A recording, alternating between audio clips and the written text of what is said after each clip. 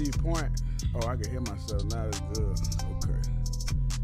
Back at it like Craftmatic. Last one. This is the last one. Before we get up out of here for the end of the year. New Year's coming.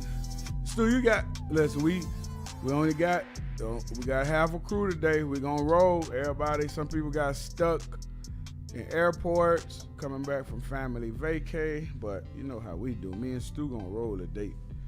All, you know, how we do. So, Stu, how was your Christmas, dog? Merry Christmas. Merry Christmas. My Christmas was good. I mean, like I told somebody else. I told somebody this the other day. If my son had a good Christmas, I had a good Christmas. Yeah, it's all about the kids. And you got young kids.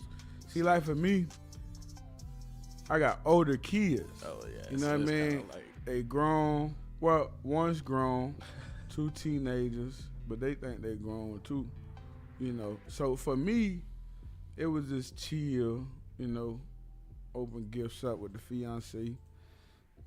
Just chill. Like that's how I was. And I'm with you though. Like when my kids was young, it was the same thing for me. Like as long as they good, shit, I'm good. I don't even, you know, I don't look forward to nothing. I'm just here. Just sit back and watch them open their stuff, and the smile on their face when they get what they want. Yep. That's what that shit be about for me. But, dog, how do you feel about LSU leaving so early to go to this bowl game? I mean, I guess it's like they've been practicing in Baton Rouge. Obviously, school is out, so it's like nobody's here.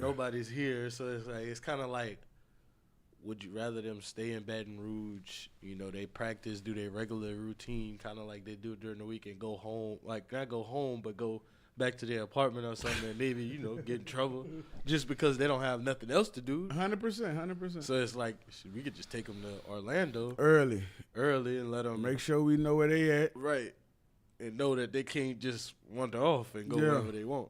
Yeah, that's a good way to look at it. I definitely think that when you take into consideration that no one's on campus, it's almost like they'll be here going through fall camp or something. Yeah. So I agree. And look, now they took everybody now. Everybody. I mean, everybody. Family and all. Yeah. Everybody went. So, and Coach might be a Disney fan. He might like hats off to BK for, doing the right thing by the players and their families. And, because, man, we done been there, bro. And a lot of times when you're playing and you go to those bowl games, you don't get a chance to really spend time with your family, especially with the holidays and around this time. Your family can't even come. Can't come. So it's like, we out the hood. They can't come sometimes. And so for him, I ain't gonna lie. When I heard that, I really took my hats off to him for that. Because I don't know of another time where the families and, the families also, Coach Saban did it, I know that, but it's few and far in between that the coaches just think about everybody like that, the whole supporting staff and everything. So that's a great job by Coach Kelly with that right there, man. So I was on him a little bit because he drive a Tesla. Now I'm going to get off. Why you on him because he drive a Tesla? That thing, he got that top of the line Tesla. He do got that top of the line one. He do got that. I know that thing come up, boy. I was about to say the suicide door. I know he got that one. I just be giving him shit. The Tesla's cool. I just be giving him shit for it. Ain't too bad, that coach, for that, bro. But so they go down there early, right? And initially, everybody was saying that boy 7 was going to play. I thought he was playing too. I ain't think he was going to play, dog, from the beginning, dog. See, I thought he was going to play maybe like 3 weeks ago. Or what? 3 or 4 weeks ago. Like, I thought that after the SEC championship, he was like, after he said he was coming back on the 5th, that it was good.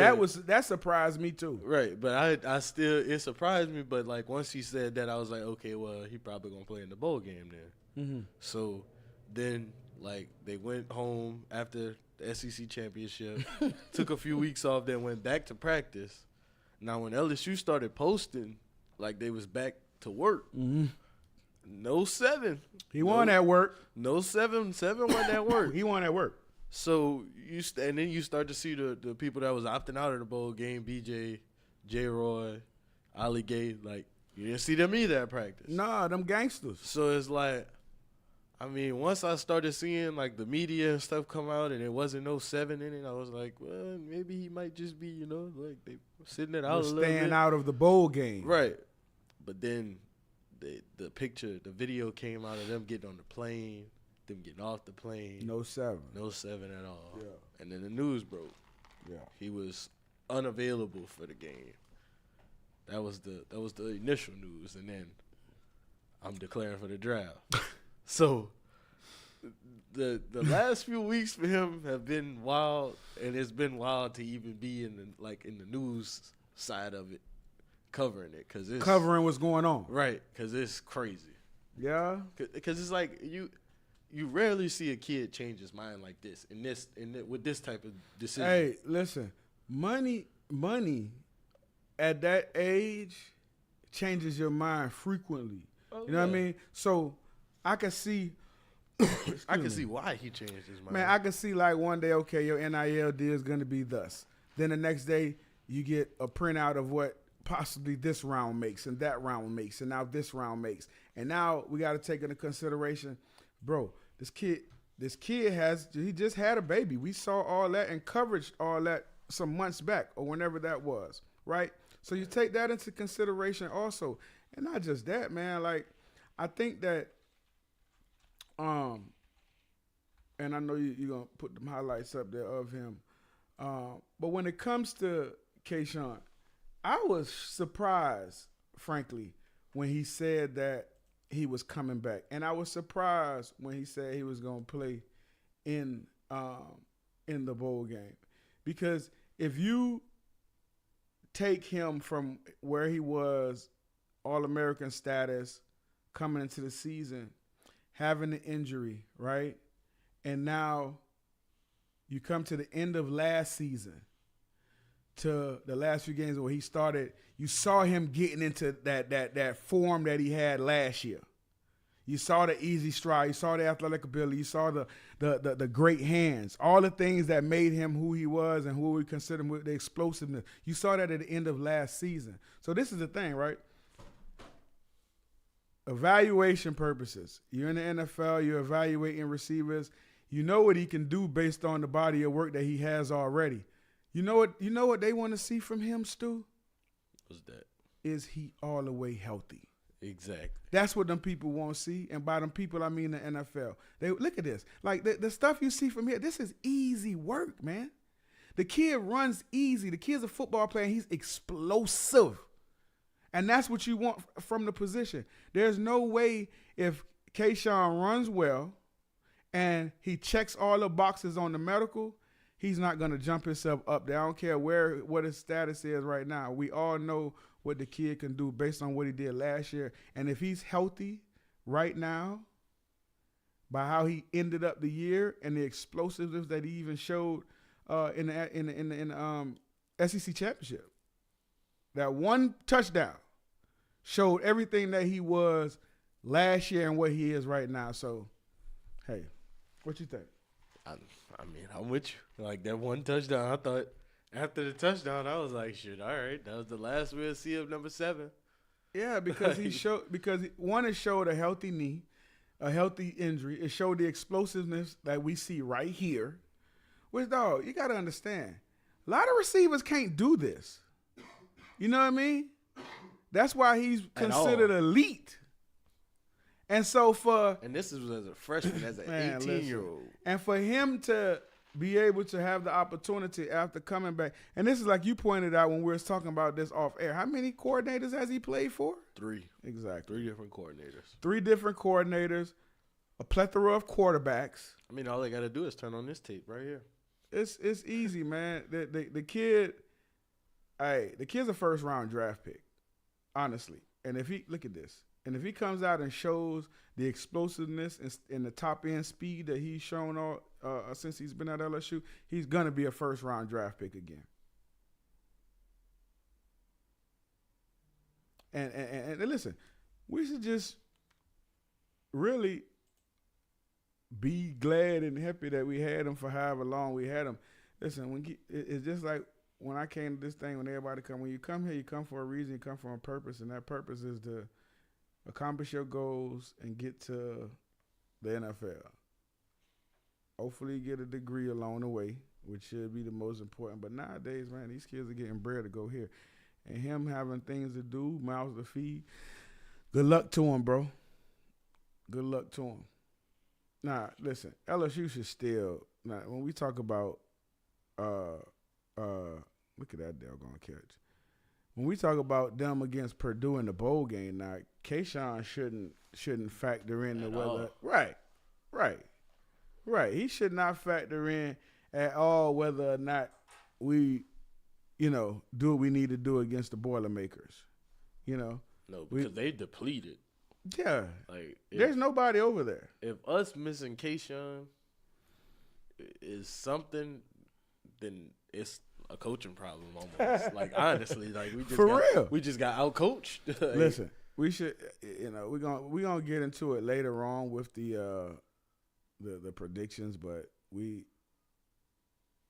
should come off of this thing and be able to do what we need to do with Purdue. And you can cut that off. Good luck to Kayshon, man. And how monumental do you think this bowl game is for us? For us, not for them, because it's like I really don't know what Purdue. They got a new coach, but that's a whole different. Drew Brees? No, he the interim.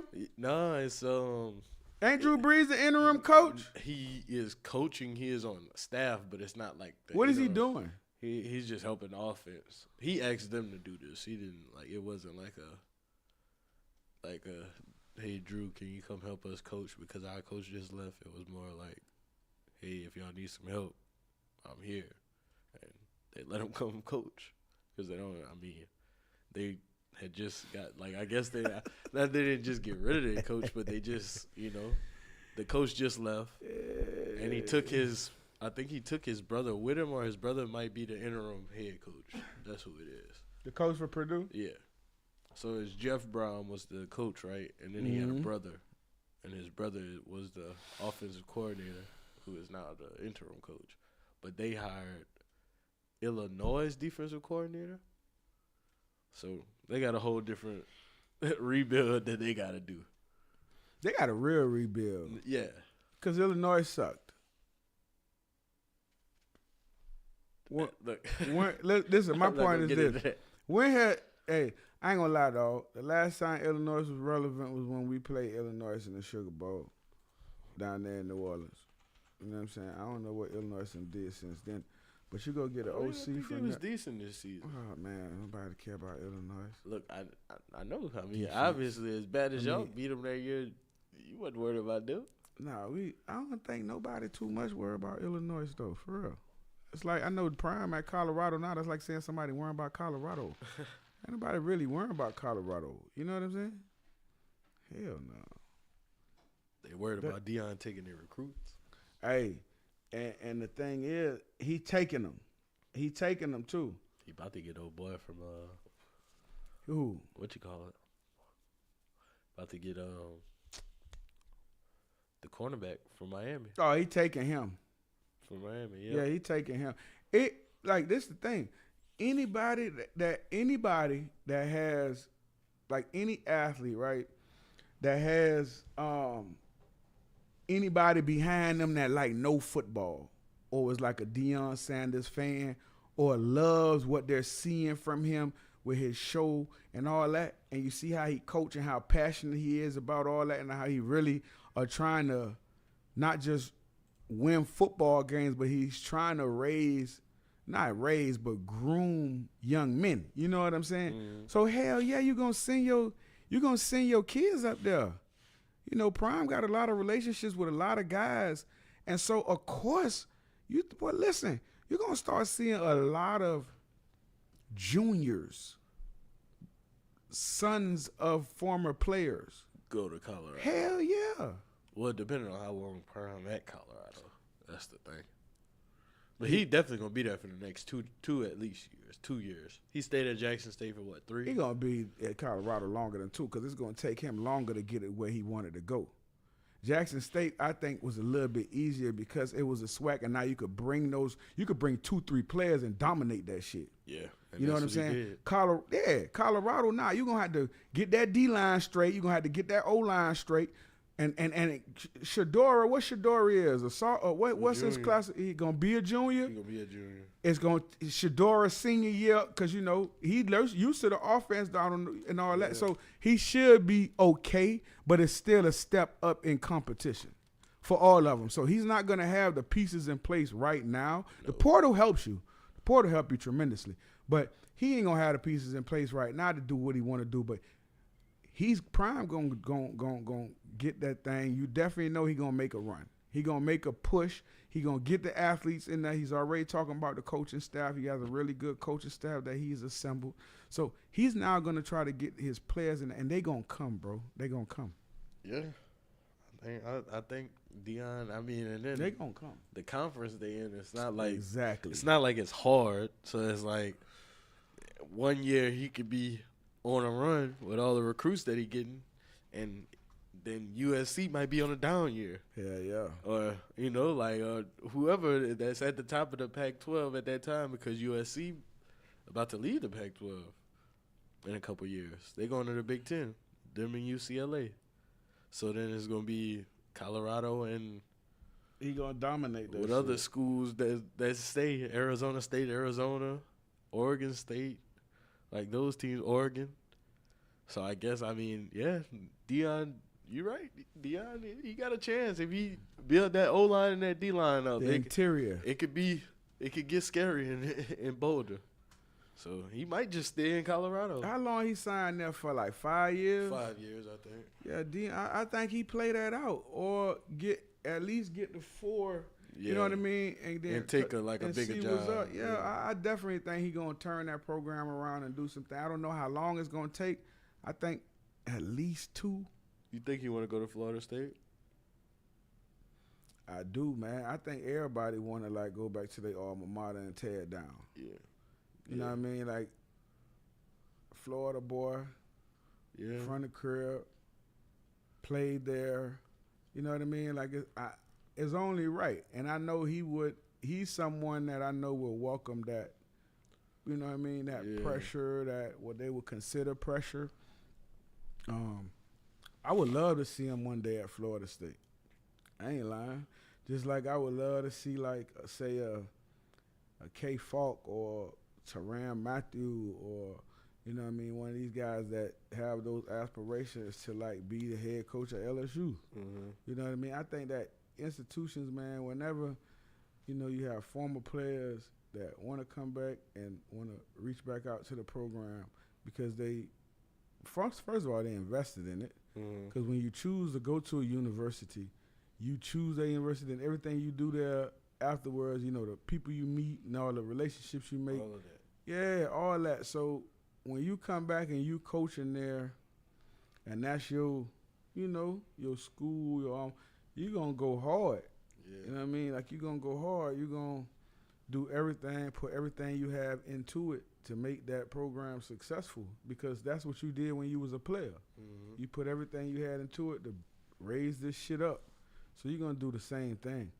It's just like I seen Ed Reed got the head job at Bethune. Yeah, that's like I think you're gonna see that. You're gonna see these guys with these resources. Mm-hmm. You know what I'm saying? Yep.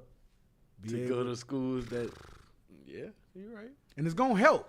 It's gonna help, dog. It really gonna help. It's gonna help. It's gonna help these HBCUs. It's gonna help these lesser programs because the one thing it does automatically what we doing, we talking about it right now. Right. We talk. Who the hell was talking about Bethune-Cookman before this? You feel me? I honestly, I can't even tell you what Bethune. You don't know nothing about them, do you? I can't. They from the crib. It's Florida. Oh, don't they play their games in like the Dolphin Stadium? Nah, man. Bethune-Cookman up the road. Yeah, they up the road. What you talking about? They up the road. They got the classic every year, all that. They up the road. Yeah, Daytona Beach. Oh, they up the road. Oh, they're in a nice little spot. I'm telling you, he's going to do fine because, listen, even if you got to improve the facilities and improve all that, but the person being who Ed Reed is, the status of who he is, a Hall of Fame football player. You know, I don't know him personally as far as like who he is and all that, but from what I see, with his status, Hall of Famer, great. I mean, I ain't even gonna go into the football part because he's one of the best football players to ever play. And so he's gonna bring a lot of same thing what Deion did. Same thing there. Gonna bring guys there, great evaluator of talent and all that. So I think you're gonna see that become a thing. I think you're gonna see a lot of these guys because you know what it does? It helps bring so much more attention to that program. Yeah. And that's the biggest thing. Now if it just get better and they win, that's a plus. But bring that attention. Nah, bring some money. Bring your friends, like all that. That's what I want to see, and bring that shit back to the HBO. I love it, bro. I like what they trying to do. I like what Deion started, and I like how. And I would take my hats off to my guy TC Taylor, boy, out there at Jackson State, who took over for Deion. TC I played with him in New England for 1 year. TC was a good friend, a great football coach, great mind. He always had an offensive mind, even when. On our rookie year when he was there and I think he might have got released. But listen, he's gonna keep that thing going the same way Deion Florida did. State in a dog fight right now, bro. With who? Oklahoma. They playing in the Cheeze-It Bowl. They in Orlando at the same time LSU in Orlando. Damn. They better not meet up. It's gonna be a brawl. That's what I said. Shit, they might well square it up. The Cheeze-It Bowl? Yeah, see. LSU playing in the Cheeze-It Citrus Bowl, but Cheeze-It has naming rights to 2 bowls, but they both in Orlando, and this is the Cheeze-It Bowl that Oklahoma and Florida State. So what bowl we in? We in the Cheeze-It Citrus Bowl. So Cheeze-It sponsored both of them. Yes, Cheeze-It, and they at the same stadium. In the same stadium. Cheeze-It winning. Yeah, you know, I mean, Cheeze-It winning. And what's the score right now? It is 17-11. Who winning? Oklahoma. And Oklahoma got the what ball quarter? to start the half. Oh, third. okay. Third quarter. Oklahoma. Hey, listen, Florida State, I ain't going to lie. When And Oklahoma 6-6. I thought but Florida State, you know, them bowl games go so crazy, though, dog. That's how them bowl games, and especially now with all this bullshit with the portal and people opting out and all that. So it's like bowl games. If it's not a playoff game, just flip a coin, see who win them all. For real. You got so many people out on every side. Yeah, but wait, hold up. Florida State didn't have no opt-outs in their bowl game. That says a lot. Well, they just been partying. For real, they just been partying. They out there in Orlando. You know, they right up there from they close. Yeah, they close. They close too. They like close. 4 hours, 3 hours. They close. Yeah. So you know, all they peoples there, all they friends, they homeboys, they girls, everybody there. They trip. They been partying. Oh yeah, Oklahoma hitting them too. They been partying, man. Like honestly though. Yeah, they've been living it up. Bowl games. Listen. Especially like. I don't know. You could do it now, but dog, I remember back in when we went to the Peach Bowl. Yeah. What?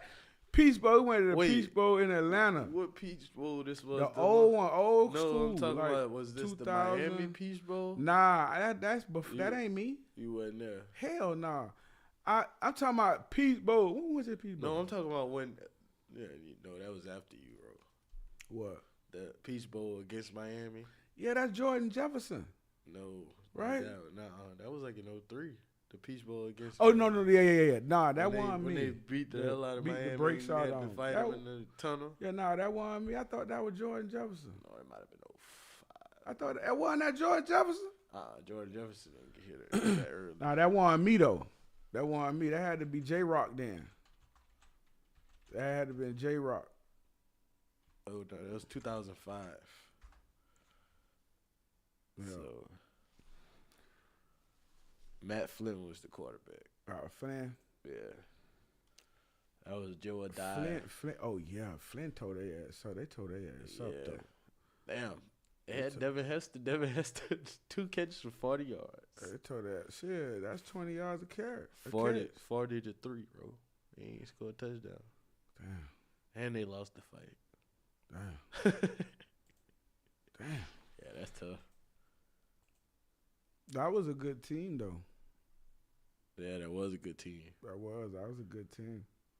That was a good team. Shit. Flynn was a monster, dog. I ain't gonna lie. Mm-hmm. They used to try to call Flynn a what they call it now, a game manager. Yeah.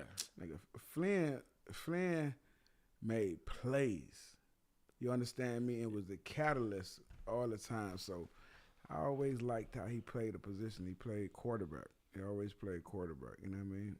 Wasn't as big or the biggest arm and all that, but was efficient. So how big do you think this game is for Florida State in terms of moving towards next season? It's big. You don't want to end the season, especially against who ranked higher. I mean, Oklahoma 6-6, Florida State 9-3. Yeah, that's a loss for Florida State if they come out of this.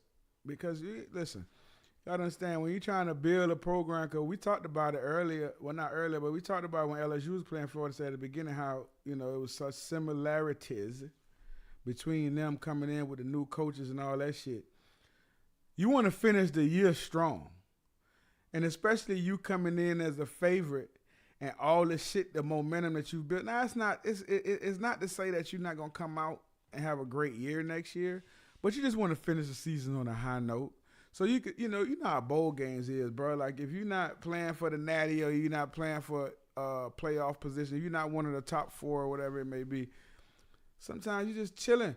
And you already know Florida State doing. They've been there all week. They right down the street. You know what I mean? So they just relaxing, bro. Like Oklahoma don't want to win. I wouldn't even read that much into it. The only damn bowl games I'm interested in is the LSU game and the playoffs. That's it. For real? That's what you think? Yeah, LSU game and the rest of the playoffs. I ain't gonna lie, I haven't watched too much of bowl games. Like, Ole Miss played last night and got beat bad. Yeah. Lane, but how you feel about Lane Kiffin going for it in his own 25-yard line? It's a bowl game. But, bro, on the 25, like, on that side of the 25. Yeah, on their own. On his own 25. Mm-hmm. I understand. Not on their side, not in the red zone. I know. He went for it, like, I think he went for it 4 times on 4th down. And didn't get none of them, and it was like 1 for 3 on third. Hey, the fucking bowl games is something for the coaches too. It's for the coaches to experiment and shit. I guess. You know what I'm saying? But like dude, this is Lane Kiffin we talking about, dog. But bro, you talking about Lane Kiffin though? I know, and that's what Lane Kiffin. What didn't Ole Miss extend him? Huh? Didn't they extend him? Yeah. They gave him more money, right? Yes. So they ain't about to fire him. No. Right? It's Lane Kiffin. So he got pretty much free reign to do whatever he wants. When it comes to that in the bowl game, yeah. Now, I don't know if you do that shit in the regular season, how you going to be beat the fuck up about it, especially on your own 25, of course. But it's a bowl game, dog. It's the bowl game. They just re him up. He think he walking on cloud 9 right now. And so he trying to try whatever to see whatever. That's it. Lane was tripping. Nobody doing that. I'm about to tell you the actual stat, what it was. No. 0 for 4. Listen, I don't need the initial. That don't even matter. It's the whole thing on my own 25. Yeah. Know what I'm saying? Yeah. It's pretty bad. What you looking for? I'm trying to see how many times he went for it. In the game? Down, yeah. Bruh. And then the thing with him is, as much as Lane, listen, and don't get it twisted now, he's a good offensive-minded coach. He's a great play caller. They went for it 7 times on 4th down and got it twice. But I mean, Texas Tech went for it 6 times and got it 5 times. Is that analytics? Like, and then you gotta look at what was the down and distance. You feel me? Were we inside 2 yards? Were we inside 4? Like, that's the thing about because as much as he's a good player, he goes on analytics himself. So that's the other thing. Was it a short yardage situation? Was it you know what I mean? 3rd and 7 plus? What was it? But it doesn't matter what it is when you're on your own 25. Yeah. Right? Unless you're in a bowl game. I mean, I guess. And you Lane Kiffin, and you just trying to see what works. You understand me? Yeah. See what the hell works. And that's what he was trying to figure out, Stu. Like, you and I wouldn't do that. Well, I mean, you and I wouldn't go for it. You know even what I'm if saying? it's a bowl game. Especially on the 25. That's like. Nah, that's giving up points. You already gave them 3 right there. At least they know they got 3. They don't move the ball no more. They got 3. Then they got their ass whooped, so it make it worse. Well, it don't sound like Lane was trying to win the game. 42-25. It don't sound like Lane was trying to win the game. Because I don't know at what point that was, or was it early in the football game, but if it was before halftime, the game's not out of reach. Threw the ball 41 times. Quarterback ran for 111 yards from Texas Tech. The question has always been the defense, though, what he was going to do with the defense. Was he going to have the same attention to the defense as he does the offensive side? And clearly that answer is no. And they threw 3 picks, So that kind of sealed it for him. we'll see what happened. But I saw we'll take it. I saw that LSU basketball Hey, man. LSU faced off against ninth in the country 9th ranked Arkansas. last night. Yep. It came away with the dub, baby. This is a team, right? This is a team, and we've been talking about the great Kim Mulkey, and we're going to get to them, but, man, for these guys to have pieced this team together, basically, right? Yeah. Isn't these guys, like, pieced together? Pretty much. He started with, what, 2 players? 1? I want to say. And then we got 3 transfers from Murray. Yeah, 3 transfers from Murray. 3 transfers from Murray, which are playing well. Yeah. So they faced off. We got any highlights? Oh, yeah, I got that. So we faced off, and was that our first SEC game? Yeah, that was the first SEC game for everybody. And these boys against 9th ranked. Who we played? Arkansas. 9th ranked Arkansas. Dog, people talk about the SEC being football. Slowly, the basketball is really good. It's really everything. Like, you got to come with it in every sport in the SEC now. The basketball has been really good, dog. For Top real. tier, for sure. For real. I know we got the. We welcome everybody to Baton Rouge, Louisiana. So you know them boys better than me, Stu.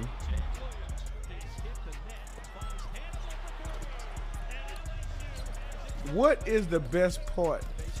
Because you've been to way more games than me. You know about these boys better than I do. Now, I know that the one thing that they physical because of their coach. So I know they got a physical presence about themselves. Well, see, last night they got a lot from Zero, Trey Hammond. Mm-hmm. That was the man.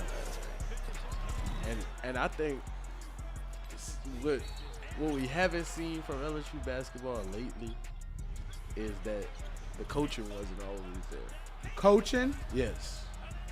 So you don't think Will Wade was a good coach? I'm not saying he wasn't a good coach.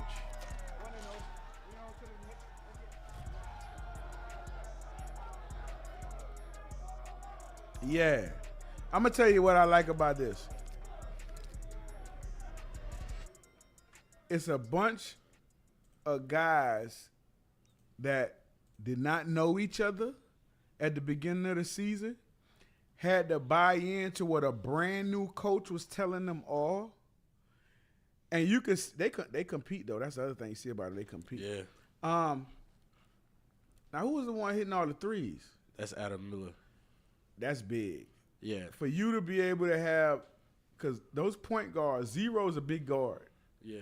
For them guys to be that big and be able to penetrate and now kick and have reliable shooters on the outside. Now I mean, the one thing you see, there ain't no size. No, not much size. Right, not much size, but they play defense and they can kick. Them big guards help. Yeah, big guards do help.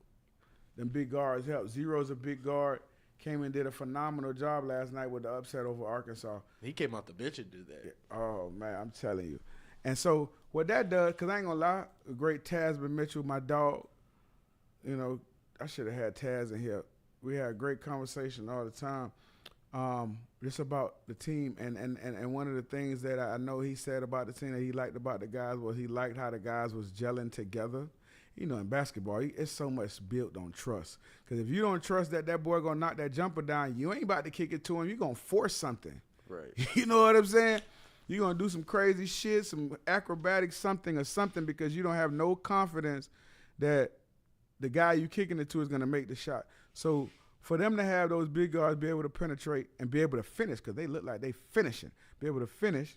And now if they don't finish, now you get somebody coming in a double or they leave the wing. Now I could kick and know that I have reliable shooters to get me that knockdown jumper. So, hey, hats off to them to start. When's their next home game? We know? Next week? No, they play about 1 million games a week. Goodness gracious. They play on the 3rd. They play at Kentucky. Then they play. That's gonna be another good test. At Texas A&M on the 7th, and then on the 10th, Florida comes to the PBAC. That's gonna be a good test. That's Yeah. gonna be a real good test to get into to get in the. Who they say Kentucky?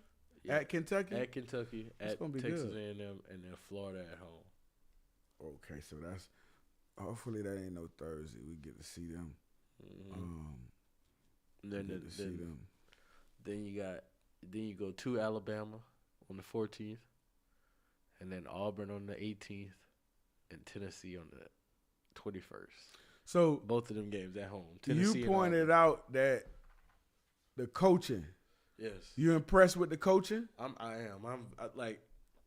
Because I'm not, like I said, I'm not saying Will Wade was a bad coach. Mm-hmm. It was just more of like he was a great defensive coach, but when it came to offense, you would always see like the offense kind of like standing around almost. Well, I agree with that. I agree with that because Will Wade's defense was awesome. Them motherfuckers go. You gonna play defense with Will Wade? Gonna sit the fuck down every time. Period. And so you're right. And on offense, it was just like, swing it around. Whoever got a lane, you go do it. Ooh, you're right. You're right. From that standpoint, absolutely. What surprised me about the basketball team thus far is how quick it seems that they've gotten together. Because they a piece together bunch, bro. Yeah. You got portal, like you say, you got this, you got transfers, you got woo. You know what I mean? So for them to be gelling and trusting each other so quick in this season is really remarkable. It's nice to see. It is nice to see. And I ain't gonna lie now, the same thing with the football team where we didn't expect much from a new coaching, new guys, transfer quarterback out the – you know what I mean? Mm-hmm. Same shit with the basketball side. They look like they trying to right their own ship and surprise some people too. So I look forward to see how they continue to go. God bless and they stay injury-free. It was almost like at the beginning of the season, the basketball team was playing down to the competition that they had because they didn't really play like a strong non-conference schedule. And then it was kind of like people was just kind of like, I don't really know what to think about this team because they really didn't play nobody, even if they did blow them out. And then sometimes they wouldn't blow them out. So it was kind of like, are they a bad team or is it just a new team? What is it? And really, I think they was playing down to their competition and it was still getting that gel. I still think you got – I still don't think that it's set in stone what they're going to be yet. Yeah. You know what I'm saying? So I still think like you get a little bit more games into the SEC, then you're going to find out. Like at first, I wasn't thinking like this team. I was like had a chance, maybe like an NIT type season. But I think now, if that, And then now it's like you got a quad 1 win with Arkansas. That's the number 9 ranked team. So that's a quad 1 win. That's a big win that you needed. And you know, most importantly, what that does, not to cut you off, is it instills a lot of confidence. Yeah. Right? And now you go to Kentucky, which is another team that, I mean, it's not impossible to beat, but you know, like you're just gonna have to play hard and do what you did last time out, which is play tough and get through a physical SEC basketball game. And that's another thing. Like, you notice like the physicality of the SEC sports in general, like football, basketball, baseball, even like just the physicality of the athlete, and then the intensity of every game, every possession, everything is just intense every time. Now, when you talk about physicality and intensity,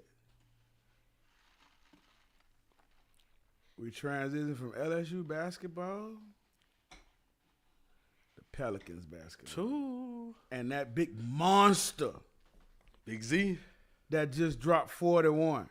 Was it 41, 42? it was 42. And go ahead and tell the people what did your boy say after the D'Angelo Russell. what D Russ said I'm after pull up the you got the actual clip. quote. Pull it up what D Russ said because this is exactly what it is. He said what exactly it is, and this is why he was defeated. Like no dog. This is why. But you gonna be. You know what it's like, dog. It's like when you gotta hit. That like Travis Henry, right? Big running back for the Tennessee Titans. Derrick Henry, yeah. Excuse me, Derrick Henry. No disrespect. I'm sorry. Travis Henry. He used to play for him back in the day now. But look, it's just like you hitting him for 4 quarters. By the 4th quarter, what you gonna do? And the same thing with Big Zion. Bruh. And you gonna see it. By the time you banging with this big joker and this athletic dude, by the time the 4th quarter come, you're defeated, man. You don't want to bang no more. You've been there getting elbowed the whole game and all. You don't want to do that no more. So when the 4th quarter come, what you gonna do? You gonna get the fuck out the way. You gonna move, or you gonna get banged on. He looks defeated already.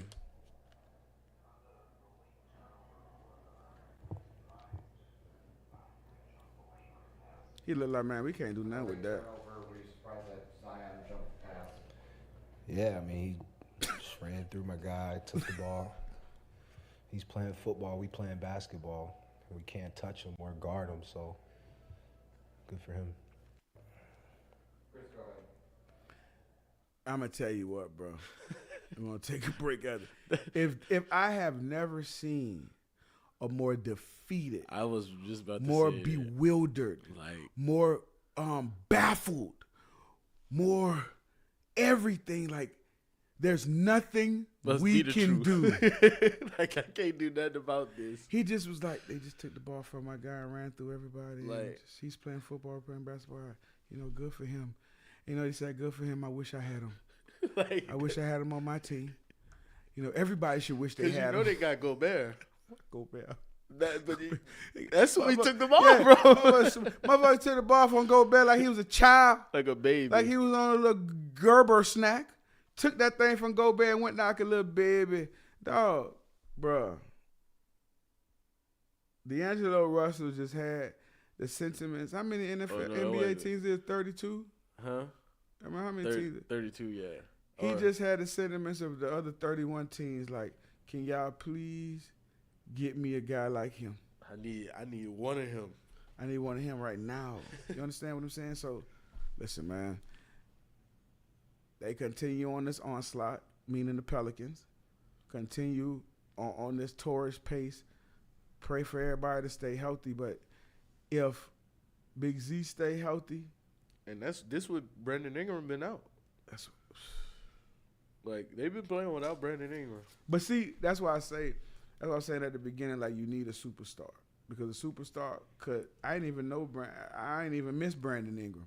You understand what I'm saying? Because it's like I don't even miss him because Z he's taking the ball from everybody and running and dunking, and ain't nobody stopping him. You know what I mean? So you don't miss a Brandon. Now he come back. Goodness gracious. Now they get that right, it's going to be a problem because he's the closest thing to a Durant, in my opinion, that you've seen in the league. You know what I mean? As far as a guy take it to the rim, could pull up, hit the jumper, pull up, hit the deep three, you know, all those things. He's all of those things. And I know people like to say a poor man's whoever. He's not a poor man anything. He's Brandon Ingram. You know what I mean? So we're going to take a short little break, man, and we're going to come back and finish up these hot topics on where my dog's at.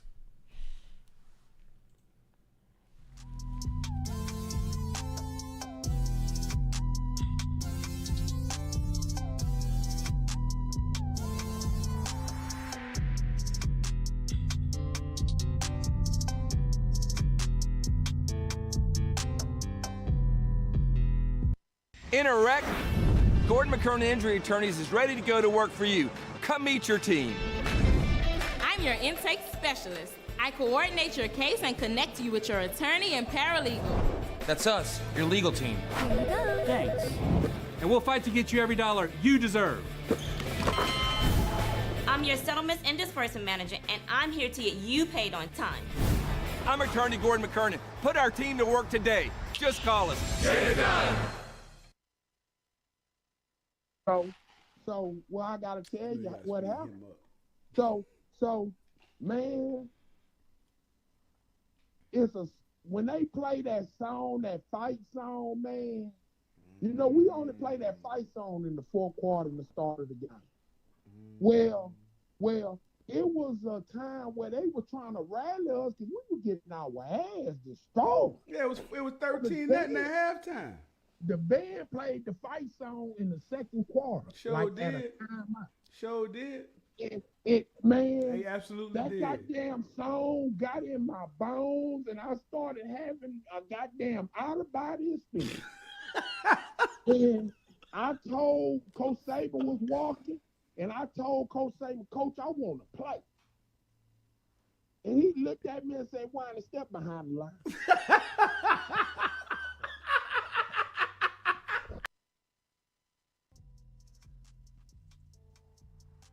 Hey everybody, it's Mikey Matuk from Mic'd Up. If you haven't already liked or subscribed to our show, we're live every Monday, Wednesday from 6 to 8 p.m. from our studio, and every Friday from 4:30 to 6 from Uncle Earl's. Come hang out with the boys, me, Jay Mitch, Jackie Boy, Lloyd. Lloyd has his shenanigans up in the corner. Come hang out with us again. Like and subscribe. We're live Mondays and Wednesdays from 6 to 8 p.m. Fridays from Uncle Earl's from 4:30 to 6. Come hang out with us. We appreciate all the love. See you on the show.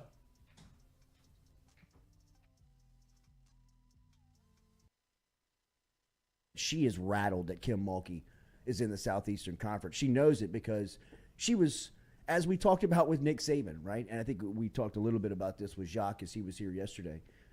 Saban was the loudest to give his criticism on LSU's administration by the way that they handled Les Miles. Come on. Saban was doing that because personally he knew that now they might find the right guy. They might actually bring somebody in here that I'm going to have to work, prepare, and get ready to beat each and every week. We know that we can scheme on the field, but as far as the coaching goes, they knew they had a huge advantage when Les Miles was at LSU. They felt the same way when Joe Oliva hired Ed Orgeron. Saban knew that Orgeron was never going to be a threat to Alabama unless he got a generational talent like Joe Burrow that could cover up all of the all of the warts that the program really had underneath. Dawn Staley sees that Kim Mulkey is someone that can be a real threat to South Carolina. That's why, if you recall last year, she was the one complimenting and wondering if the turnout would have looked like that for Nikki Fargas. No, Dawn, it wouldn't have. And it all was because of the product that she was putting on the floor. It had nothing to do with race or whatever you were trying to make it. It was all about that the competitive team that was going out there now can play with you. And that's what she's worried about. The message that she's selling on the recruiting trail is embarrassing, I think, for someone of her status, right, of what she has told some high-level recruits about. Ask Coach Mulkey about that Brittany Griner situation and why she hasn't commented. I mean, some of the things that have gotten back to Mulkey and through to LSU basketball through Staley, South Carolina, and that program shows just how uneasy they are with Mulkey leading the program because she knows that they're a real threat.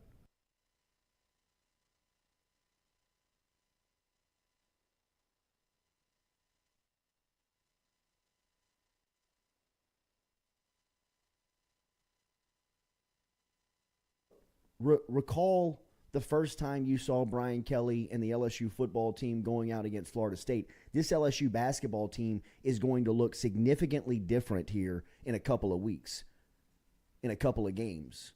I mean, one thing that I could take away last night that was immediate was that they never played together. Like, this group has not played together for a long time. You can see it. I mean, it was kind of like cutting with your eyes, kind of like, I'm going here.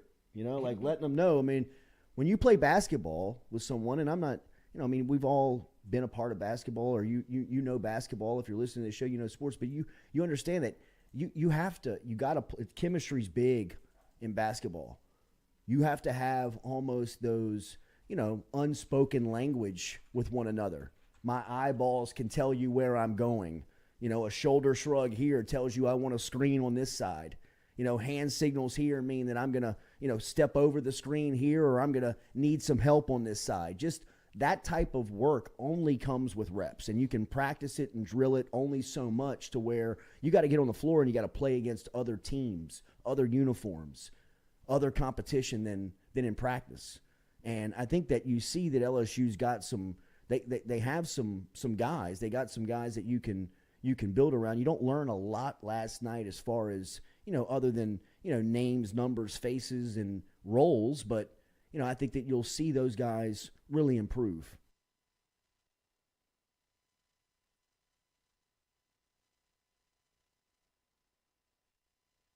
The coach is the most important play in this whole thing with these guys, because one is new offenses, then guys are younger, guys are coming from different systems, coming from different everywhere. So the one that's the other fact that's going to come into this. Whoever picks this shit up the fastest, whoever picks this up it's an even playing field. Yeah, 100%.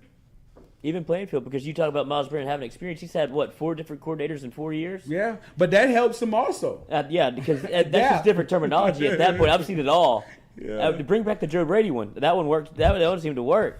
Yeah, you adapt, man. You adapt to it. And Nussmeier, by him coming, his dad being a coach and coming from that pedigree and that background, this is also something that he should be comfortable with. I know he's young, but learning different terminology, concepts are basically the same.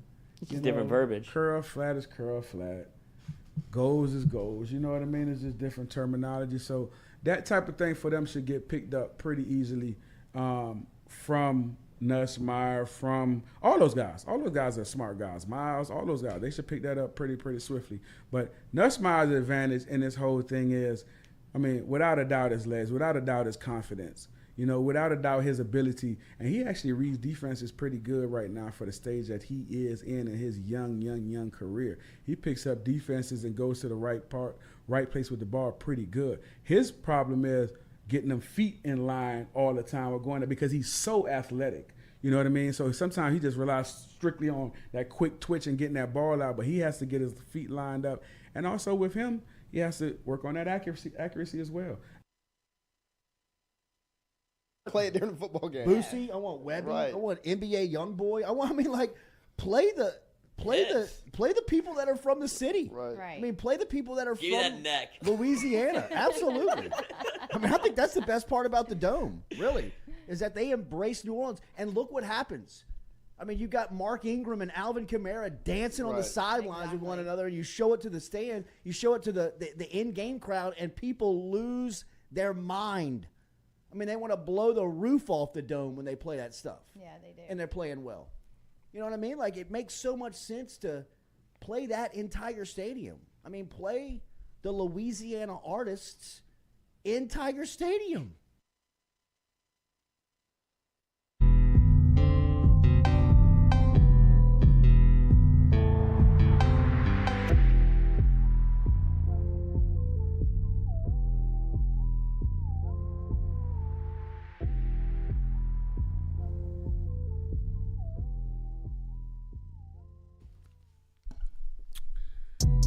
Yep, like we talked about. Throw it out there, that boy Big Z.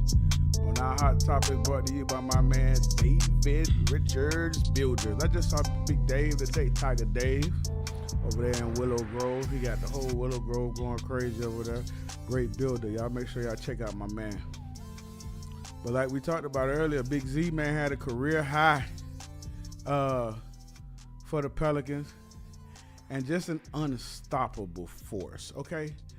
Just an unstoppable force that knows where his money is made. And that's in the paint where everybody bounces off of him. Gobert wanted to foul just Man, Gobert, stop crying. Stop crying. That's what he was talking about. He just took the ball from Just take it from him. Bang. Just take it from him. That physicalness is unmatched, man, with that man. See, that's what I like to see, the passion. Oh man, I'm telling you. The dog. That's what you get from them young guys, and especially with him because he was out last year. You know what I'm saying? He was out last year. Everything about it, right now he ready to show. It's nothing you can do about that with Big Z, bro. Nah. Like, as long as he stays healthy and keep attacking that paint, you move your feet, he comes into you, gonna bounce off of him. That man say he wanted a foul for that? Like, what his name, Joe Bear? Gobert. Go. That's Rudy. You know what? When you really want that and you calling for that, that means there's nothing else you can do. Yeah. You know what I mean? Like, that height advantage has been negated because once Zion gets into you and create that separation, and because he's so athletic that he gonna go over the top of you, you're gonna have to foul him. So Gobert's relying on, I'm trying to move my feet, let me get this phantom charge. Nah, hell nah. Hats off to Big Z, man, and continue to keep that body right, keep that weight right, keep everything right, so you continue to finish the year off strong and get in the playoffs. Shit. Yeah. Pelicans #1 seed, I think. No, hey, long as them guys stay healthy, and that's why last year for them was so important. I know Big Zion wasn't there, but it was important to the supporting cast because the supporting cast got to show what the hell they can do, and most importantly, he got to see it too from sitting there, seeing who he can. We always talk about trust, who you can trust. Yeah, bro, and he understand that now. Like you pointed out, Ingram's not there. You get Ingram back. Shit. Fuck with the Pels. The Pels gonna be there. What you got? So Kayshon is entering the draft now. After things seemed like it was going back into him coming back to school. And yeah, obviously we spoke about it earlier, but like we said, that's what we thought he was gonna do because the last images that NFL scouts got of him was running past the #1 defense in the country, in Georgia. So I thought he was gone. And we ain't going to spend much time on it because we talked about it. But I was surprised when he said he was coming back. I was surprised when he said that this whole bowl game thing. So I am not surprised by this. The kid's a first-round draft pick. I don't know if he'll go in the first round, but whoever gets him after that is going to be getting a steal at the receiver position. So, hey, hats off to him. Thank you for everything you did while at LSU. Thank you for the memories, and I wish you good luck. Go on and fulfill your dreams, man. Blessings to you and your family. And see, that's one thing I do. That's one bone I do have to pick because people keep acting like Kayshon didn't give his all to LSU. Like, yeah, he had the rumors that he was gonna leave last season after what happened last season, but the whole time he's been here, he has been nothing but a stand-up kid. Never got in trouble. No academic issues.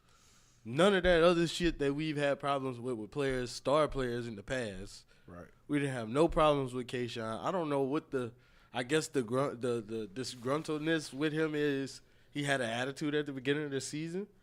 I mean, he was frustrated. He was coming off an injury, and he had a new quarterback. Had an attitude. Everybody was pissed, yeah. Right? Like, I mean, nobody want to lose. If you was in his situation, so there's negative. So what you're telling me is that there's negative comments and things going off of him declaring.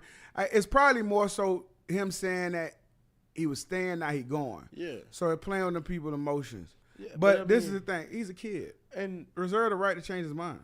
And like, you know what I'm saying? Playing with their emotions, but it ain't their life. No, I You know what understand. Like he's but not, you know, fans. Yeah. You know what I mean? Because that's what we talking about. We talking about fans. We talking about the same fans that, I mean, you know, would love, like the same fans that hate like Coach Saban. Yeah. But they will welcome him here to be the coach. So, you know what I mean? Like the fans are the fans. They just want to see, you know what I mean? But at the same time, what you got to understand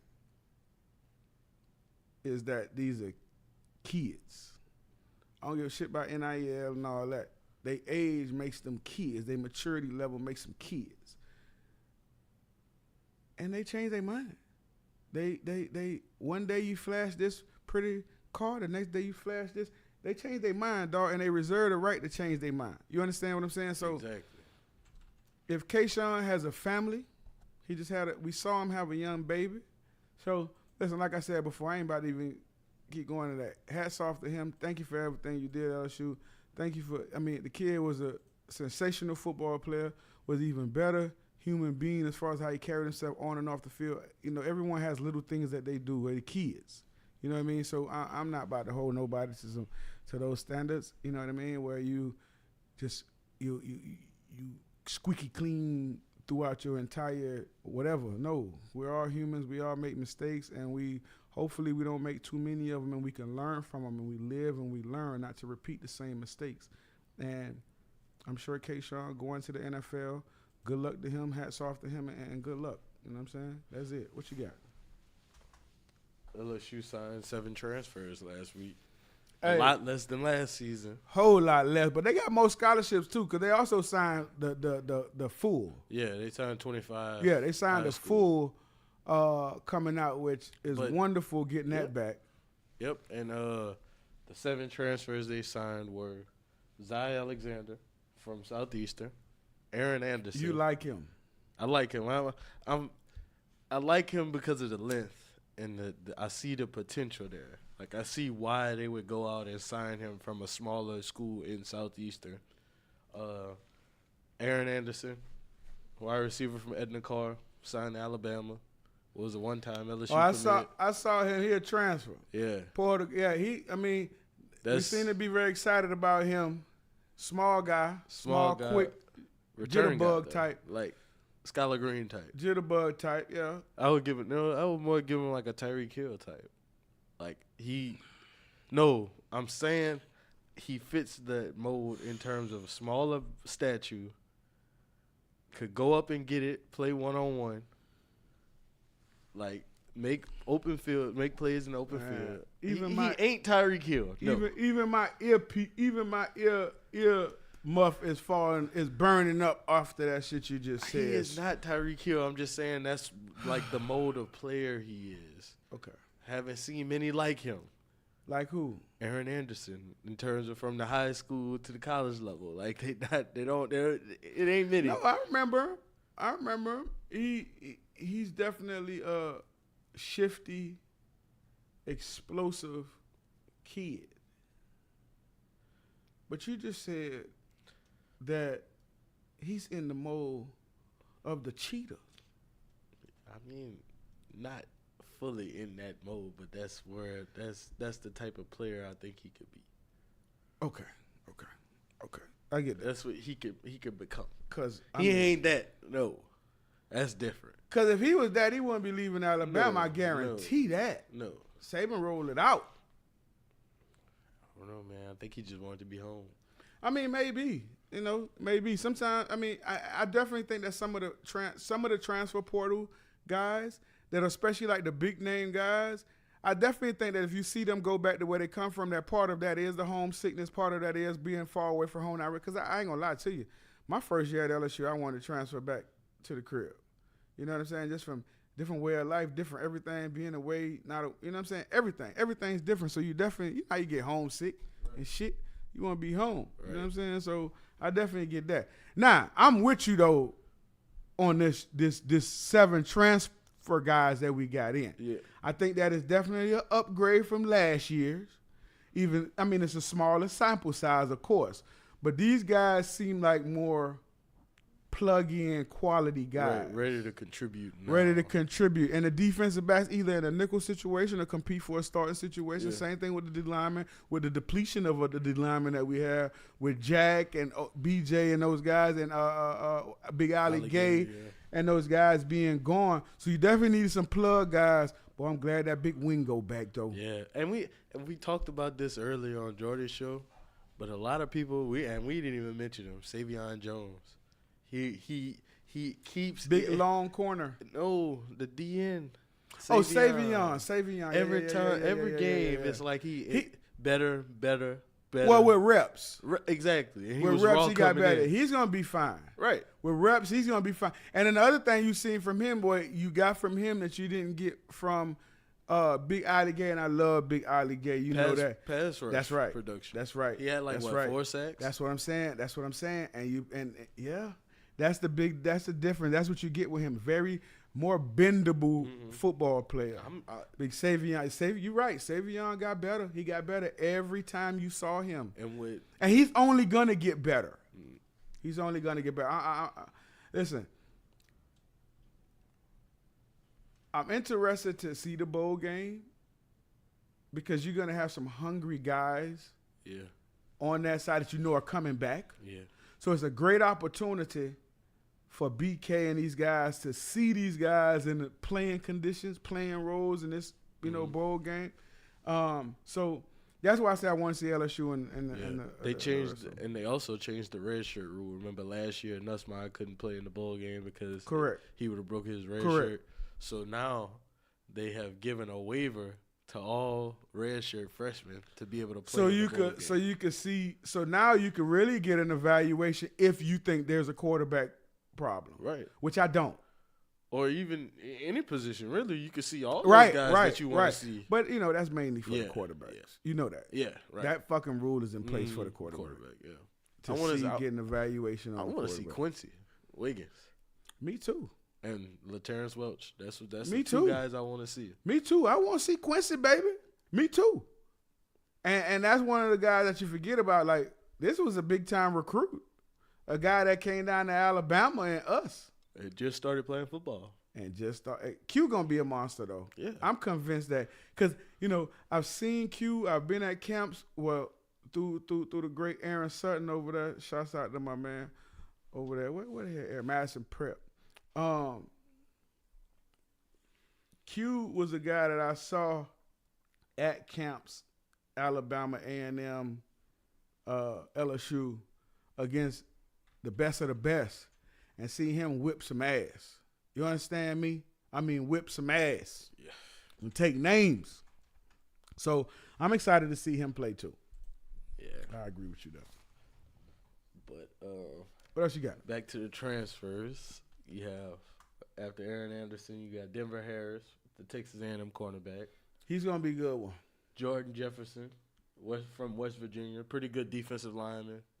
Well, it's good that you getting the D lineman in because you need the depth. Yeah. You need the depth. Even if they don't turn out to be, killers at the position, you still need the depth there. Yeah. So the D line and the O line, and I think our O line's in great shape. Yeah, the O line returns all starters. I know, but what I'm saying is like the depth there as well. They're going to be in great shape from all the different combinations they played this year. And now having that solidified towards the end of this year, having those two big freshmen being able to come in and hold it down and get better, having a freaking center that hadn't played center go and play. That's like playing freaking quarterback. Yeah. So the O-line is in great shape. Yeah. And I'm going to tell you, the expectations for this team next year, based on what they did this year and based on the important returners, being a quarterback, one. The O-line, like you pointed out, already intact. You know what you're getting with the running backs. You know what the fuck you getting with these receivers. Now you bring in Preem out of St. James, and now you bring in my main man, Big Shelton Sampson, and add it to that core and that group. And they got two. They got Jalen Brown. They got and Kyle Parker ain't no slouch. Parker a boss. No. They're good players. You bring them in and add it to that fold or what you have coming back and have there. And I think, listen, man, The problem is he's gonna have the same problem he had this year. Is like we don't have enough balls. Right. Who gonna be mad? You feel me? But the good thing about this is you got, and you're gonna groom, and you have it with unselfish guys, you know. And honestly, you know, I'm looking for Malachi to take a big step. Oh, Malik? Malik, my bad. I'm looking for Malik Neighbors to take a big step, bro. He should definitely. No, I'm looking for him to take a big step. He's young, but he's actually one of the veterans in the group. Now he's a veteran guy. That's what I'm saying. And his explosiveness has to continue to improve the way it has towards the end of the year. Like, you know, whenever we think about these receivers now, we talk about DBU, but it's a lot of receivers coming out this thing, baby. A lot of receivers coming out this thing. And he has to now be that example and be that leader of those younger guys in that group and show them how to get it done. I'm excited about. They got offensively. We talking about the offense. I didn't even tell you Greg Brooks coming back next year. I saw that. So we got. I like Brooks. I like Brooks too. I like Brooks. The defense should be fine, bro. Like you have BJ. I think BJ's a big loss. You know what I'm saying? But let me tell you something. Is Perk coming back or is Perk coming back? Because Perk coming back. Oh, Perk coming back. And long as Perk coming back, we all right. Give me that big Perk dog. We all right, baby. Hey. Perk coming back. That's all I need to know. Perk coming back. And you got Perk coming back. That ain't know what the hell he was doing this year. You understand me? At all. What Baskerville? Baskerville gone. He used all his eligibility. I ain't gonna lie now. Baskerville was big. Other linebacker is going to. I ain't worried about the linebacker, dog. Perk there. I ain't worried about. It's probably gonna be DeMario Tolan and Perk next year. Listen, I'm not worried about it, cause this Perk in his second year. Yeah. He ain't gonna need all that communication that Baskerville was giving him. I just love Baskerville because he was in jail. Yeah. You know what I'm saying? He communicate. But dog, as long as Perk is there, we all right, baby. That secondary gonna be fine. They should be all right. I ain't gonna lie. The secondary gonna be. The secondary should be all right. Perk though, long as Perk there, we all right, man. Bring the big dog back. Ro, next year in terms of like personnel wise in the secondary, I'm outside corner. I'm going because Seven Banks. A lot of people forget we're getting Seven Banks back next year, but I think personally, Denver Harris is gonna start at one corner. From A&M. For A&M for sure. He's starting off the gate. Like that's whatever. Take one side of the field, that's Denver Harris. The other side, he's starting. It's gonna be a battle. It's gonna be Seven Banks, the kid from Southeastern probably. Whoever lose that gonna be a nickel corner. You think? Yeah. Sage Ryan not in there? Think they put Sage back. I ain't gonna lie to you, dog. Sage is safety. That's what I think. I think they should move Sage back to safety. I ain't gonna lie. Maybe put Greg Brooks back in the nickel. Nah, he a safety. Greg Brooks is more in a, well, I ain't gonna lie, he could play the nickel back, in my opinion. This is the thing about Sage. Sage he be in position, he just don't make the play. Yeah. And it's a lot to say about that, and it goes to your ball skills. And that's something he got to work on in the offseason tremendously. You know what I'm saying? Because he's always in position, but the ball still gets caught. Do you think that's something with him maybe like not spending as much time as a – He got to work on that. Right, as a safety in high school and then coming to college, it's like his freshman year. Yeah, he got to work on that. He got to work on that. But what year is Sage? He is sophomore. But I think True sophomore? True sophomore. Yeah, he got to work on that. That's reps for him. Yeah, that's right. Well, he got to work on that. So his second year in, he should have worked on that from his freshman year going to his sophomore year and be a little bit better. Because he's there. There's nobody like running away from him unless you get a real speedster. Now it's a done deal. But nobody's like running away from him. Correct. He's there. It's just that offensively, right? If I'm an offensive coordinator and I see him in the slot on anybody, I'm going to attack that. You understand what I'm saying? I'm going to attack that because he's a bigger guy. He turns well, but he's still not – that's what I'm saying. He's still not turning like a DB. I'm not saying like an elite DB. Yeah, you could almost – now, you put him at – I think you put him at the safety position. I think he's a safety. That's what I was saying. Like, you could almost tell, like, if he was at the safety position reacting to a ball instead of, like, him running full with the man the whole time. Right. in man coverage, and then he got to react to the pass coming to him. Right. Unlike him playing the deep safety or the deep third or now I think he's a good football player. Right. Oh yeah, he's a great football player. Yeah, I think he's a good football player. he's a 5-star. Yeah, I think he's a good football player. But I think, you got to put him in a position where that shit work for him. You know what I'm saying? That's why I where asked it if work you for put him. Greg Brooks back at nickel to let Sage go back to his natural safety spot because you got Major Burns coming back. Yeah, I would before I put Sage, I put Greg there before I put. But that's what I'm saying. Whoever's out there competing to be your starting corners, the next corner is your nickel. Yeah. And that's just what it is. If you gonna play him outside, the motherfucker could play inside. Right. And so if you think about him starting on one side, he could definitely start in that slot. Now, you got different guys in that slot, because that slot different. Yeah. So now you got to see what's up with it, with whoever that is, because that slot a motherfucker. Because a lot of teams hell. put their best receiver in the slot. Man, listen, that slot hell. You got to really be like, and especially like today's football, though, 1, 2, 3 across the board got to be ones. Yeah. You know what I mean? Like your slot got to be able to be like your one outside now, because your slot receivers, look at Cooper Kupp. Yeah. Cooper Kupp don't operate with nothing but in the slot. Leading the league, you know what I'm saying? So the same thing with Jordan Jefferson. He be outside, but he operate in the slot. So if he come in there, you got to cover him. Mm-hmm. That's what it is. Yeah. That's just what it is. And the secondary for LSU next year, with the additions, especially the big dog from A&M, they should be a little better. Huge. That's huge. They should be better. And then you got some freshmen coming in. No, they should be better. They should be better. I'm not going. One guy I think might crack the lineup, and this probably might not be a surprise to you. Who you think I'm about to say that might crack the lineup on the defensive side? Colin Jackson. I already know you're talking about, dog. That animal. I'm gonna tell you where he is gonna be a fucking dog though. It's special teams. Exactly. That's exactly the type of kid you need for special teams on LSU to make the special teams better. 100%. Y'all want to see somebody get their head knocked off, and y'all want to see some. Y'all see that picture back there, LaRon Landry somewhere? It's they ain't somewhere gonna be able to keep Shelton off the field either. Oh no. And then the thing is this, and the only thing that possibly keeps him off is strength from the other side or wear and tear.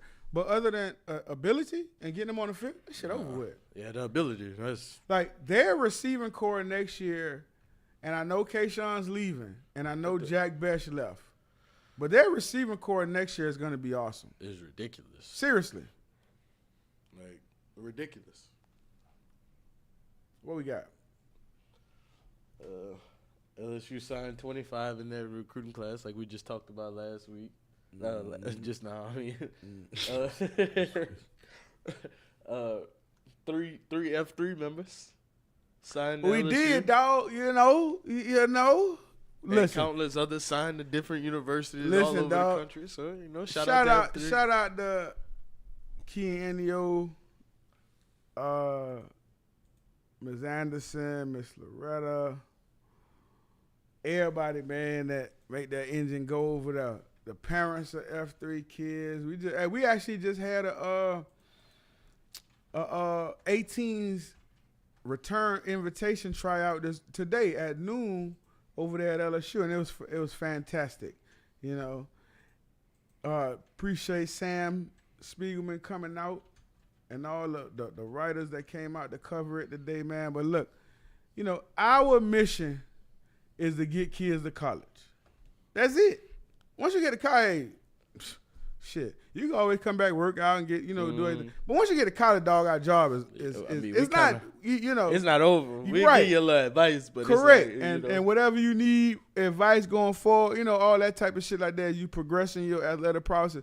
But as long as we get you a college, dog, and I'm gonna tell you what it was about this group right here, right, with Ricky Collins, Colin Jackson. Wasn't that your first group? That was our first group, bro.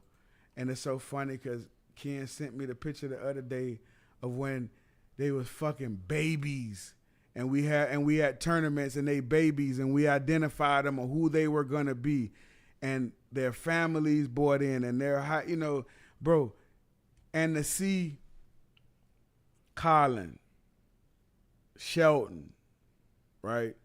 What's the other one? Who the other one? Jordan Matthews.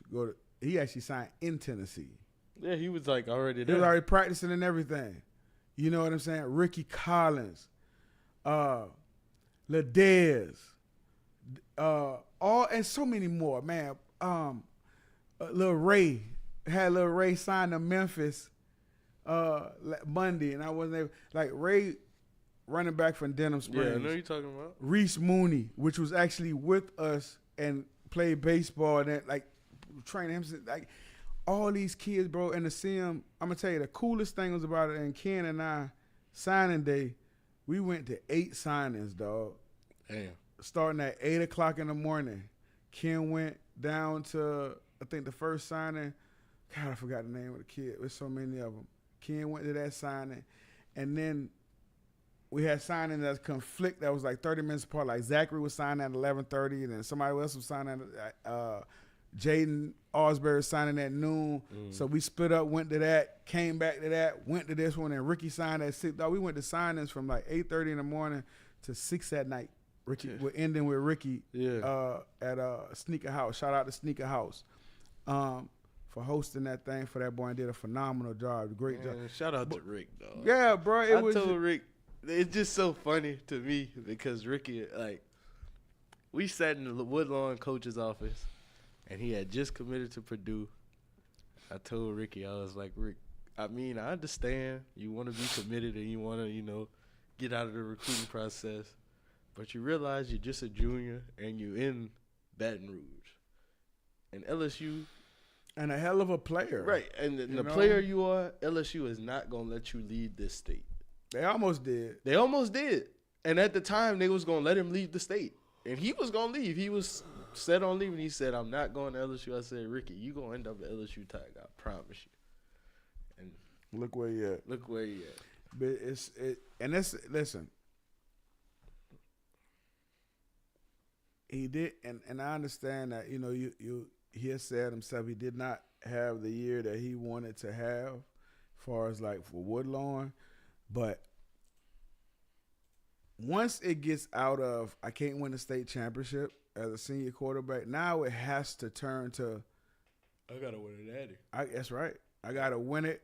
I got to bring my teammates along. And that's what Rick did, man. Rick is a hell of a competitor. He's one of the biggest competitors I know. He and I have gotten to so many, like, get at me moments just because he's a competitor. And I don't feel like, I love that shit. You know me, boy. I love that, boy. And what get me with the guy is everybody loves him. Like, it's not just. Nah, Rick a good kid. He's a great kid. But it's not just about his teammates. You know, like, some quarterbacks is like, okay, some guys like him, some guys don't. Right. But it's like, Ricky is like everybody like Ricky. Everybody got a good story about Ricky. You know what I mean? Like it's things like that push you ahead. Like that's the little things. Nah, 100%. When we talk about that like, it shit, right? Like with Joe Burrow, like like he brought them guys together and they wanted to be with Joe him. a monster. Right, Joe is a monster and Joe is his own monster. But Joe monster. Ricky his own monster too. Ricky you know what I mean? His own monster. Ricky his own monster, and I'm gonna tell you what. I don't never count Ricky Collins out, boy. Because let me tell you, if we talk about athletic ability, competitive ability, the ability to get the ball to wherever it needs to go on the field, now he's going to have to get in the lab, and like we all do. But as far as a kid that could do every single thing that you want him to do, can be the face of your program, could also bring guys along with you, galvanize the troops. That's what LSU has, honestly, and it's going to be a hell of a decision. Listen, LSU has some hell of a quarterbacks up there, cause that damn Howard ain't no joke either. Ain't no. And so we already know what Nuss is, and we know what the starting quarterback is in Jaden Daniels. So it's a great situation to be in, and just interested to see how many of these guys actually stick around, go through the process, get better. I love for Rick to get a red shirt and get better. You know what I mean? This would be his I would hope shirt so, season. man. But, injuries and all that. Yeah, but you got, hopefully they keep everybody with the room stays what it is right now. I hope so. And then I hope so. He'll get his opportunity to just, kind of learn and just sit back. Yeah, hell yeah, learn, and not. And people get twisted sometimes when they think about when they say learn and get adjusted. It's not just adjusted to football. This kid's coming out of high school going to college. Get adjusted to college life, get in college to that schedule, get adjusted to classes. So it's always a wonderful time if they could get that red shirt and get adjusted to all that. You know what I mean? That's the reason why there's so many kids that they taking out the portal now. They don't have to get adjusted. They already been in college a year. They already know what it's like to go to school and play football. Yeah. That's why so many kids in the portal, not just because of because of the money, but it's a lot of these coaches would rather have a kid that has 3 years left in the portal than go say, let me give a kid out of high school a scholarship. Yeah. You know what I mean? Because I don't have to get him acclimated. I don't have to do half of the things that I need to do for this high school kid. And the other thing, I've already seen him play at the college level. I know what he can do. You know what I mean? Right. So that's what's killing these high school kids right now, bro. Killing them. What you got, dog? Why you laughing, bro? I'm reading all of these things Jamil put in here. LSU women's basketball opened up. SEC played tonight at Arkansas. I don't know. Let me get a score update for you. What's the update, dog? Because they started at 4:30. So, shit, that shit should be almost over. Hell yeah, that shit over. 52-38 LSU in the third quarter. 2 minutes left in the third quarter. Who they playing? Arkansas. Listen. They at Arkansas. LSU up? Yeah. Monster shit. Yep. Let me check. Monster shit. Trying to check the scores.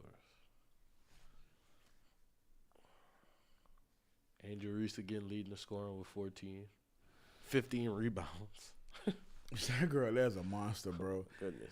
After Jay was talking so much about it, I went and watched her, pulled her. Dog, she really is a dog. I ain't lying.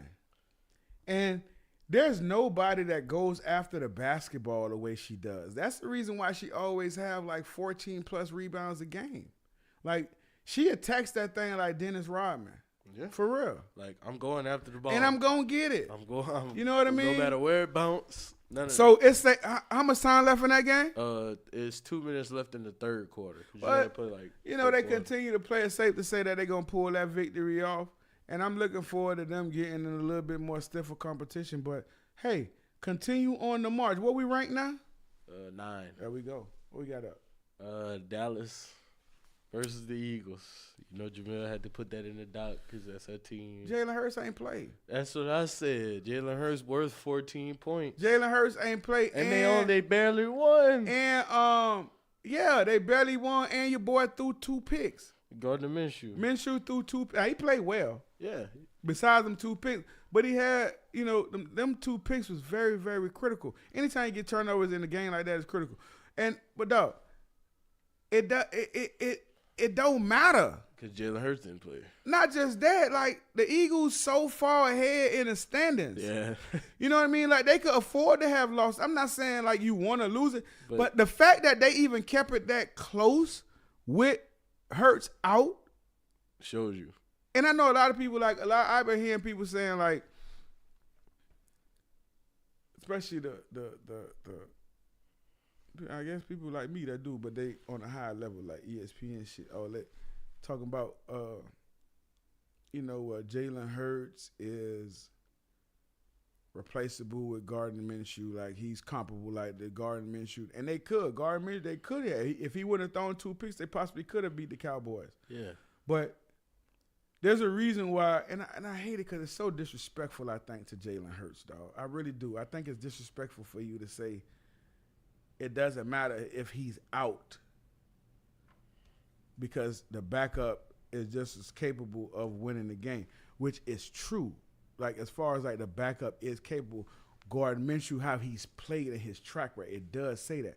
Yeah. But the thing that I don't side with or that rubs me the wrong way is you put them in the same sentence as if they're equal. Yeah, and they aren't. Because if it was, he'd be the starter. You know what I'm saying? There's a reason why Jalen Hurts the starter. There's a reason why he's in a mention of MVP. Right. A guy's having a year like that, you don't discredit or discard the fact that he's not playing. Yeah.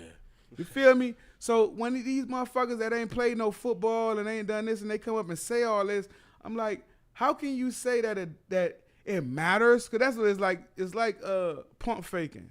Like it matters that he's not playing, but hey, he ain't too great. He ain't this. Gardner Minshew could go out there and do the same thing he can and beat him. And it's true, though, like to an extent. Because if Gardner Minshew doesn't throw those 2 picks, they possibly win the game. But the point is this. Because they had a chance that they did. How you know Jalen Hurts don't throw them 2 picks, picks up more yards with his feet like he's been doing a whole year, and win the football game. Like, that's what I'm saying. Like, don't say it doesn't matter that this man is not playing. Because it does fucking matter that he's playing. Because you know what? He's the starter. Yeah. It matters.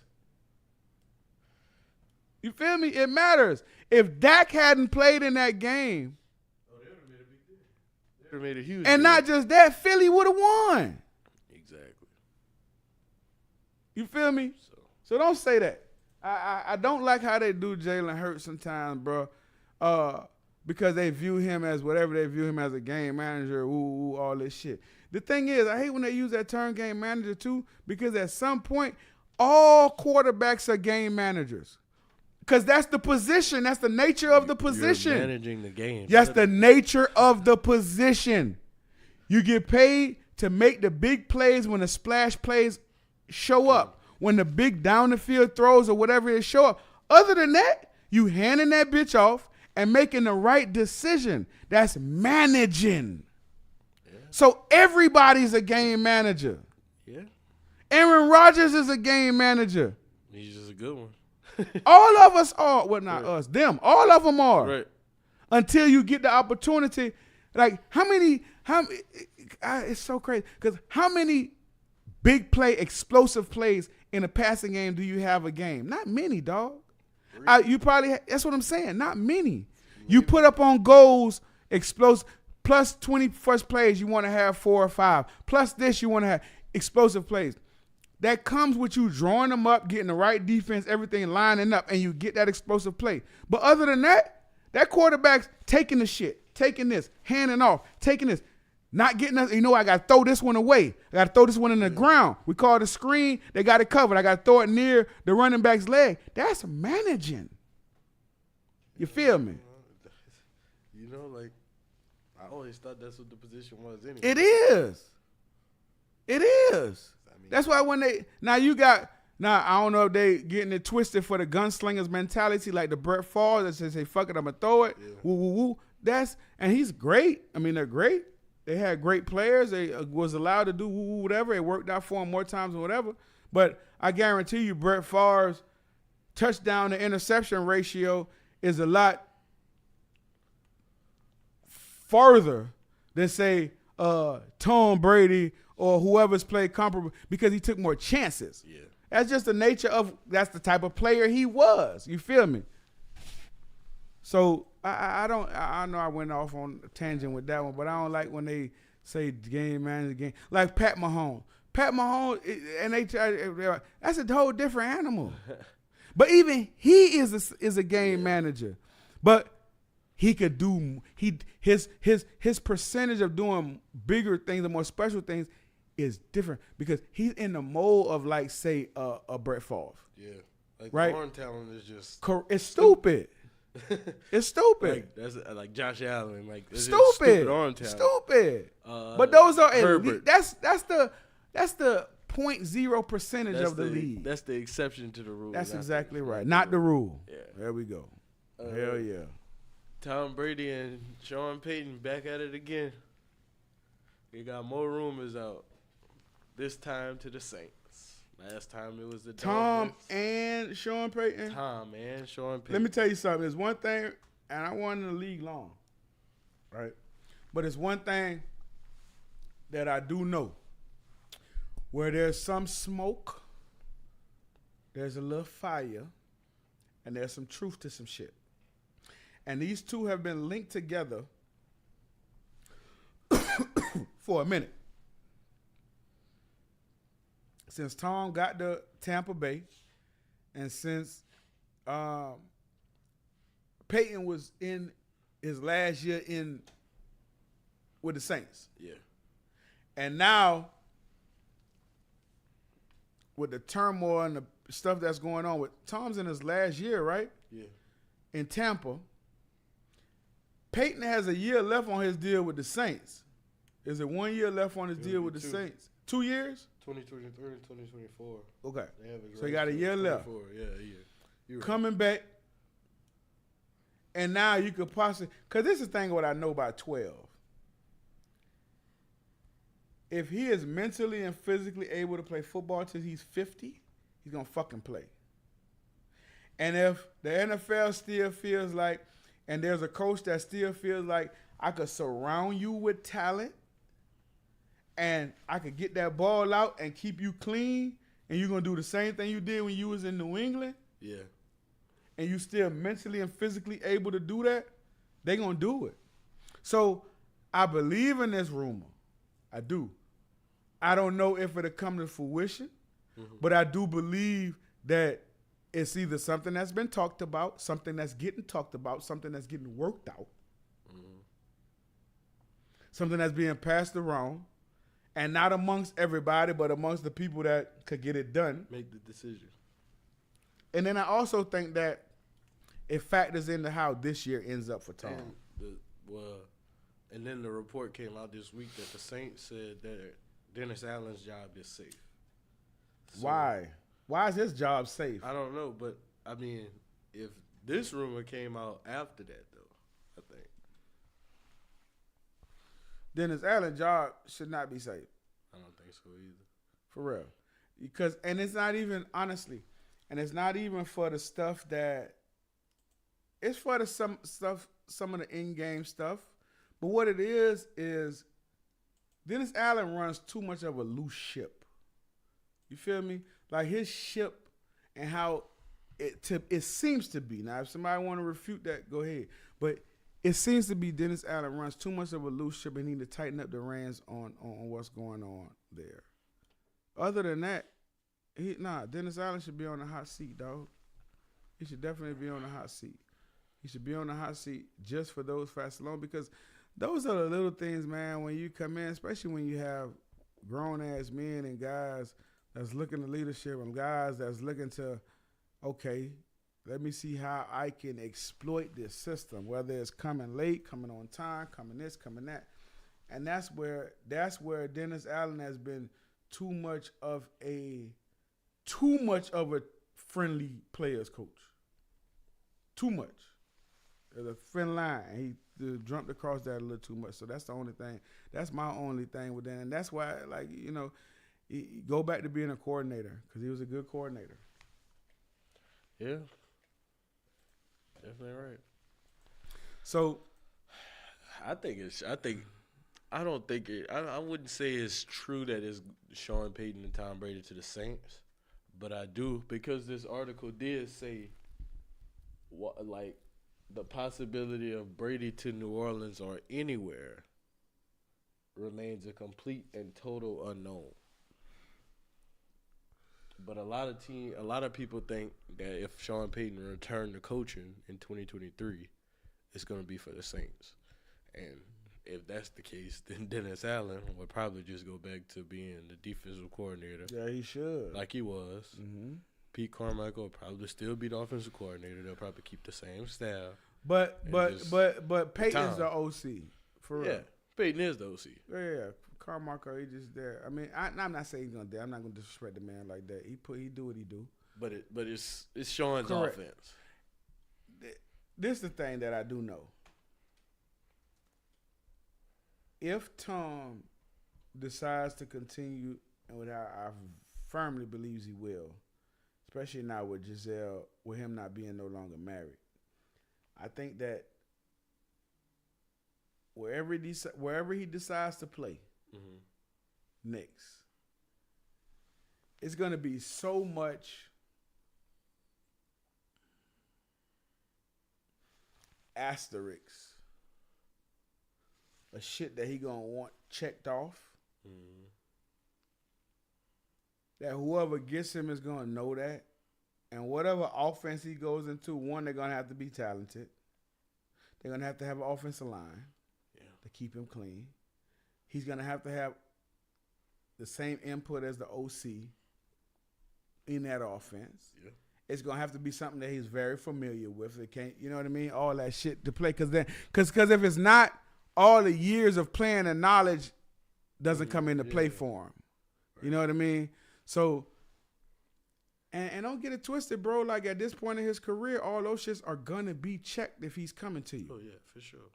So, and definitely his relationship with whoever the OC is, whoever the head coach is, whoever the owner is going to come into play. Yeah. So it has to be somebody that he has some different ends of the spectrum, right? Someone he has respect for and knows that they're going to work together to get this job done, or someone that he knows he could run through and he's just knows so much and just that much arrogance, just that much knowledge, however you want to put it, of I can do it my way better because I've been to 10 Super Bowls and won 7. You know what I mean? So it's all that guy goes into play too, because don't get it twisted, man. Your ego is at an elevated level at that point. You know what I'm saying? So all those things are going to have to factor in, and whether or not he wants to go to train. But, I mean, you go to a new team, you're going to go to training camp. And all that. So all that has a factor in, and it's going to be an interesting decision. But I firmly believe, though, it's going to come down to a lot to do with how this year ends up. Because they're in a sorry-ass division. We know that. Yeah. Sorry. The Saints last week was a game behind. Yeah, that division is horrible. It's terrible. When you got Carolina still in contention. Shout out to my dog, Ron. He just living through the pain. Who? Ron. Is he? OP. OPZ. He love the Saints, dog. I know he do, dog. My dude love the Saints, but they just, that's how I was when I was a Dolphins fan. They just hurt him every time. Shout out to OP, man. Hope you enjoying your Christmas, homie, and everything good. Saints ain't gonna get you though. And last but not least, we have our score predictions for the game. Just go ahead. Jamil first. Yeah, Jamil first. Her prediction was 38-14 LSU. It's actually not bad. No, that's not. That's right in that. It's not bad. What you got? I got LSU. See, because this thing could get ugly. Like, I'm still thinking this thing could get like a 40-point, maybe even 50s after, the last 2 games. They might just have a little bad taste in their mouth. They might just want to show something. So I'm thinking like 45, like 17. 45-17. That's where I'm going with it. I'm going to say LSU win.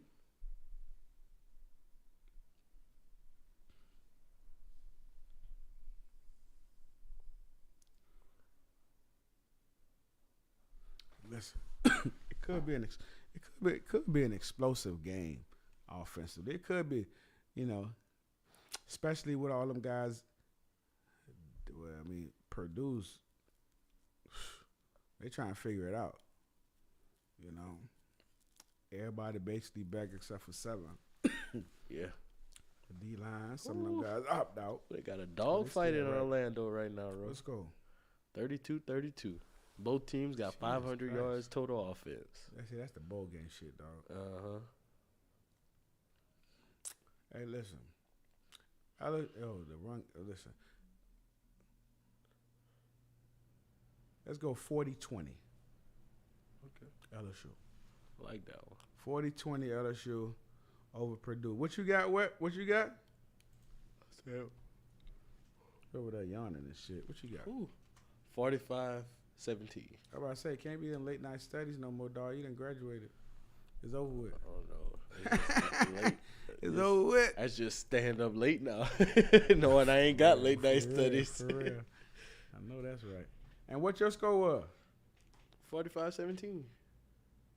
And mine was 40-20. 40-20. We should have had Ron text this shit in.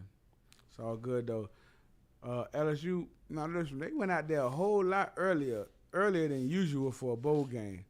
So shout out to BK again for getting the families and everybody out there to Disney World and all that. You know, I'm sure they're gonna enjoy that.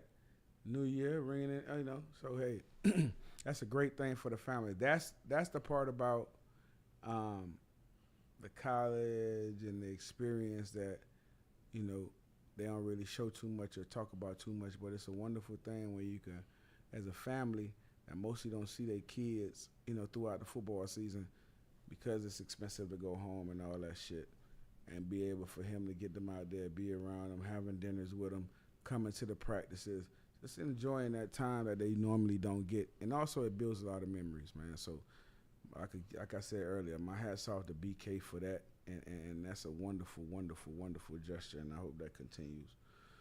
But look, this is our last one for the year. We ain't had a full squad, but we still got it done, me and my dog.